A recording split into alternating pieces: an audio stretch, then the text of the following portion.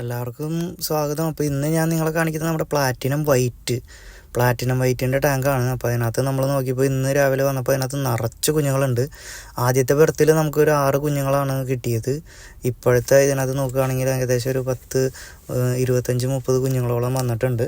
അപ്പോൾ ഇതിന് നല്ല ഹെൽത്തി ആയിട്ട് ഫുഡൊക്കെ കൊടുത്ത് നമുക്ക് അതിനൊന്ന് ഉഷാറാക്കി എടുക്കണം. എന്തായാലും നല്ല ക്വാളിറ്റിയുള്ള പ്ലാറ്റിനം വൈറ്റാണ്.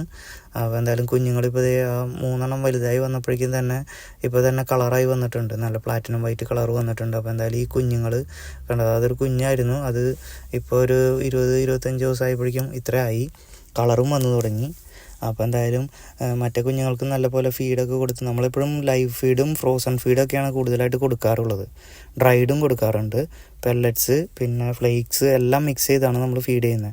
അപ്പോൾ അങ്ങനെ മിക്സ് ചെയ്ത് ഫീഡ് ചെയ്യുന്ന കാരണമാണ് ഇവയ്ക്ക് നല്ല ഗ്രോത്ത് കിട്ടുന്നത്. നമ്മൾ ഒരേ ടൈപ്പ് ഫ്ലേക്സ് തന്നെ കൊടുത്തുകൊണ്ടിരുന്നു കഴിഞ്ഞാൽ അവയ്ക്ക് എല്ലാത്തരം പ്രോട്ടീനും ഇതൊന്നും കിട്ടില്ല.